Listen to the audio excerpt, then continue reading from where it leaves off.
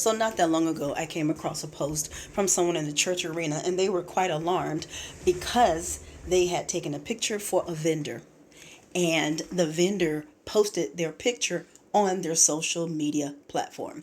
So the person was like, "Oh my gosh, I did not agree to this. Aren't they supposed to compensate me, or they supposed to give my permission?" Well, I got in the comments and I says, in all honesty, because you held up their poster that had their name and phone number on it, you actually gave consent. Now, had you said, "No, I don't want to hold up this poster, I don't want to take a picture," but they superimposed information over your image, then okay, now you have grounds to say, "Hey, I did not say you could do that. You can't use my image, you can't use my likeness. Now you can do that." And the real reason behind this post is people in the church arena, nonprofit arena, any of those.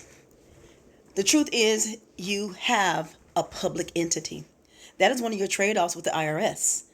You get your nonprofit status, you don't really have to pay taxes. However, you are a public entity, meaning there's no expectation of privacy. And I'm saying that specifically to say a lot of these churches, a lot of these nonprofits, you tend to have events and activities, right? Men's event, women's event, youth event, fundraisers, you have all these different things, even people getting baptized. Their photos end up all over social media because a part of it is to show what's going on in your particular environment. It's a level of advertisement because you also want people to understand, hey, you can come to this church and these are things that we got going on. And sometimes it's just to celebrate with us because we have activities. With that being said, you have to show some grace, meaning you get to do that without really thinking about it because there is no expectation of privacy in a public space. And because your church is considered a public space, people walk in and they may not know this, but there is no expectation of privacy. I was a photographer for a church group for almost 20 years. I chose to be more sensitive to people who were like, "I don't want my picture taken." And I made extra efforts to not include them in photos because I'm knowing these are about to circulate all over the place. Back on track.